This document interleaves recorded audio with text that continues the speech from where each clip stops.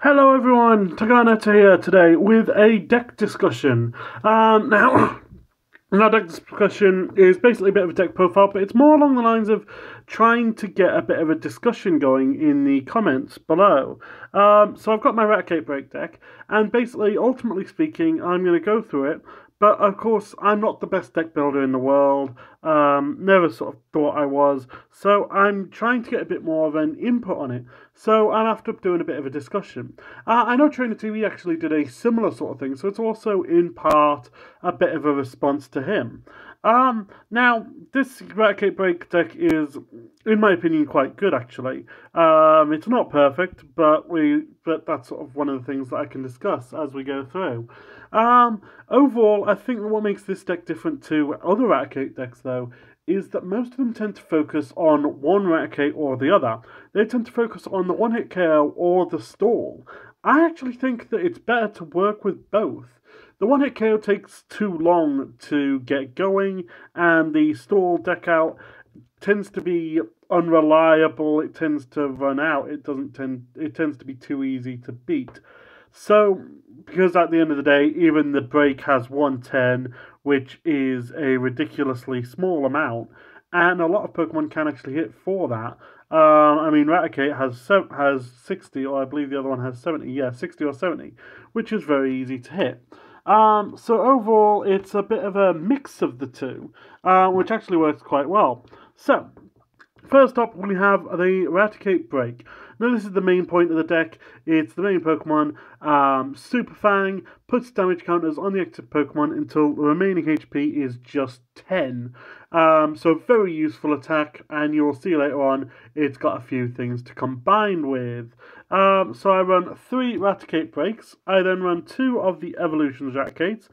These have the very useful Crunch attack, where it does 10 damage and removes an energy from my opponent's active Pokemon. And Shadowy Bite is a useful backup attack for, it does 60 times the amount of special energy. So it is a very useful little attack if the deck is running a lot of special energies. So I have got 2 Raticates of that type, and then I've got 2 of the Antibody Raticates. Now the Antibody Raticates is mostly for the ability that it can't be affected by special conditions. You will see later on why that is useful. And then finally, we have got 4 Rattatas. Now, there are a couple of interesting Rattatas, but I think these ones take the cake because of the ability Mischievous Fang. When you play this, from your hand to your bench, you discard all Pokemon tools attached to the active Pokemon, the opponent's active Pokemon. So, although it's not spectacular, it is, ultimately speaking, Rattata's in there to evolve into Raticate. That Mischievous Fang is just so useful. Plus a 1 energy for 10, I mean, that's pretty meh. 40 HP, again, pretty meh. But they are all interesting enough. Most of the bench hitters tend to hit for 20 or 30, so a 40 can survive a bench attacker. There's just a lot of things that tick the right boxes with this Rattata. So I've got a 4-4-3 Raticate line with 2 different Raticates. Then the perfect partner for Raticate BREAK is Ariados. Now Ariados has the ability Poisonous Nest. Once during your turn, you may use this ability. Both active Pokemon, except for grass Pokemon, are now poisoned. So that poisons us both. Then we swoop in with Raticate BREAK, who puts it down to 10 HP. Between turns, Ariados' poison kicks in. Boom, they're knocked out. Now, if it is one of the crunch ones, then they get poisoned too. But don't forget the Antibody's ability. This is where it really comes in. This Raticate will be able to survive poison. It will not get touched by any special conditions. So it is immune to the poison itself. Then we've got 2 Spinarak's just to evolve into the Ariados. There isn't really much options here. Then we have got 2 Octillery and 2 Remoraid for draw power. Admittedly, in this one I do currently run 1 of each Remoraid. I prefer the Ion Pool Remoraid to discard Stadiums because that's sometimes useful. But the Wild River one's in there because I currently only have 1 Ion Pool one. And then Abyssal Hand is the useful ability where once per turn you can draw until you have 5 cards in your hand. I don't own Shamans, but even then in this deck I don't think I would run Shamans. I think this is a very useful little little draw power and it's consistent. If you can get 2 of them up, that is usually getting you at least 3 or 4 cards per turn. Even with just 1 up, if you use your hand wisely, use the items and things beforehand, you're usually drawing a good couple of cards per turn. Energy-wise, I have 4 DCEs, sort of as standard. This is where my main attacker is. I mean, my main attacker will be the DCE on the Raticate BREAK, with everything else just having a single colourless. The ones that do have attacks that I can't use, I don't want to be using them anyway. The energy would be to retreat, which is another useful thing. If anybody's got a Lysander, they're going to go for the artillery because that has 2 retreat cost. So a DCE, retreat, boom, done. I then just got 2 fairy energies. This is more just to bulk up the energy count a bit, to be fair. Plus, the normal Raticates can attack with just 1 colourless energy. I did consider what type of energy to actually put in this, because it was quite a tricky one. I don't run a stadium specifically for the energy, so I was trying to think what could be beneficial. And I was ultimately down to between Fire or Fighting for Scorched Earth, or for Fairy in case my opponent is running Fairy Garden. And yeah, ultimately speaking, I chose Fairy because Gardevoir is a very big deck right now, and it is much more advantageous than being able to discard them to draw. Right, then I run 3 Ultra Balls, just standard really, just to be able to draw, and 3 Level Balls. Whoops-a-daisy, sorry, my mistake there. Don't have a very stable setup if I'm going to be completely honest, so I just knocked it there. And we should be back. Yep, we're back. So, 3 Level Balls. Everything in my deck except the Raticate BREAKs have less than 90. So we got 60 on these Raticates, 70 on these Raticates, 40, 70 on the Ariados, 50 on the Spinarak, 60 on the Remoraid, and Octillery is 90. So Raticate BREAK is the only thing that I can't search for with the level balls, which is why I've got the Ultra Balls in there. We then have got 2 Evo Sodas. Ultimately speaking, you want to try and get the Raticates up as quickly as you can. So the more ways of getting these up, the better. Plus, this way you can go ahead and if you've got a low hand, evolve Remoraiding to Artillery, anything like that will help. Then we have one of my favourite parts, the 4 Crushing Hammers. Flip a coin if heads, discard an energy attached to your opponent's Pokemon. Combine this with the Raticate's Crunch Attack, and you're discarding 2 energies per turn. If you get more than 1 of these, then awesome. So these are very useful for stalling, and I do also run 2 Enhanced Hammers. Overall, this means that if I have a stable draw power engine going from the beginning, I'm usually able to get a good, basically stop them from attacking. I'm able to discard quite a few energies, and even though everything is such low HP, I can make it quite hard to hit that. I then run 4 VS Seekers. That's just standard in any standard deck right now. Heck, I think even in expanded decks you usually run 4 VS Seekers. Then got 2 Super Rods. These are very useful for getting the Raticate lines back. Due to their low HP, they're very easy to KO. Ultimately speaking, you want them, if they're going to win, you want them to have to take out 6 Raticate BREAKs in order to do it. So the Super Rods let you shuffle them back in. And 2 special charges. Our main energy is DCE, so you want to reshuffle those DCEs back in. We then run 3 Sycamores. I think that the shuffle draw is a bit more better in this deck than the Sycamores because of the tricky how much there is of everything else. Okay, now here is one where I know I'm going to get a lot of disagreement with. Everyone in my league disagrees with this, but it's my personal opinion. I don't like N. N is a bit too tricky. If you use it at the wrong time, you're helping your opponent. You've got no way of knowing if you're helping your opponent. And even when you do, you're sometimes forced into it. If you've got no cards in your hand, no way of doing anything, and they're in the same situation, you're going to have to use an N because N is your only option. Whereas if you were to pull a Shauna, for example, that's much better. So I do only run 2 ends. I can obviously VS Seeker to reuse them. I also run 2 Shaunas instead of the traditional 4 ends. Again, as I say, it just allows me that, and usually it will be VS Seekers. Usually I'll be discarding 1 or 2 of these early game, and then it'll be down to the VS Seekers, so I'll be able to choose depending on it.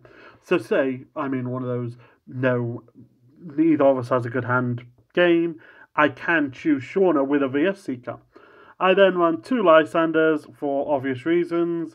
Lysander is a fantastic card, it'll allow me to get in anything, and with my one-hit KO capabilities, it would allow me to do it, or even just pulling in something with a heavy retreat and heavy attack cost.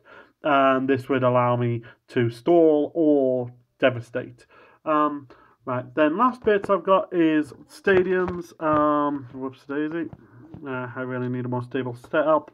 Stadiums, so I've got 2 Silent Labs. These are very useful because although I do have my Ratatas, this still shuts down things like Hoopers, Shamans, all that lot. Again, coming back down to the stalling and the slowing down. And then finally, 2 Faded Town. When poison isn't an option, Megas tend to be quite prominent. So Faded Town is very useful for being an extra way if I can't poison. So, pros and cons of this deck. It works quite well. It is quite an unexpected little deck. Not many people tend to run the Rats or the Vermin deck, so it is quite good. Its one-hit KO means that whatever it's up against, it can KO it, and if it's going up against an EX, it is, the prize trade is there. It is very much, you are able to take 2 prizes whilst giving 1 prize in revenge. Also, yeah. However, it does have a few cons. The first one, basically, bear in mind Faded Town does get around this if they are running Megas. But if they are not running Megas, then grass decks cannot get poisoned. Ariados is my main way of poisoning. Come Sun and Moon, we have a fantastic new tool, Poison Barb, where if they attack me, they get poisoned. And we also have Toxapex, a fantastic stage 1, where if they retreat, the new active Pokemon becomes poisoned. So I think that would be very helpful with them, because then that would be more ways of doing poison, and it wouldn't have an automatic loss against grass types. Saying that with grass types, if they're running special energy, which they don't tend to, I do have Shadowy Bite, or I can just do a 2-hit KO with Super Fang and then a Crunch. Or basically any attack in here will do 10 damage from any of my basics, except Spinarak. So yeah, so I can pull off a 10 attack relatively easily.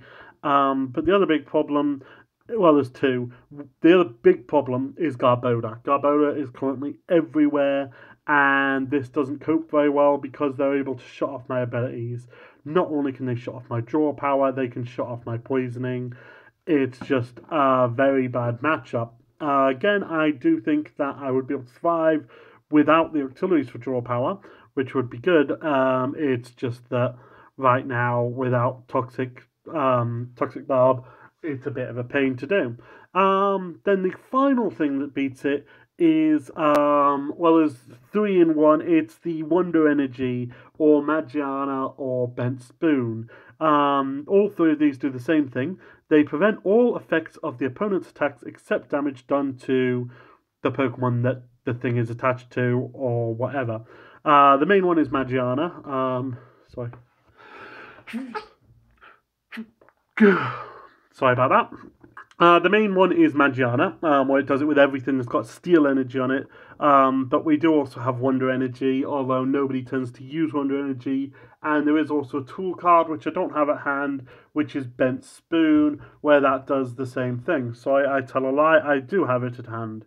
So yeah, so we do have the Bent Spoon, which is a thing, because that's a tool that can just go on any Pokemon, and that can do it. And then, yeah, as I was saying beforehand, we also have Magiana, where its ability prevents the effects of anything that's got steel energy.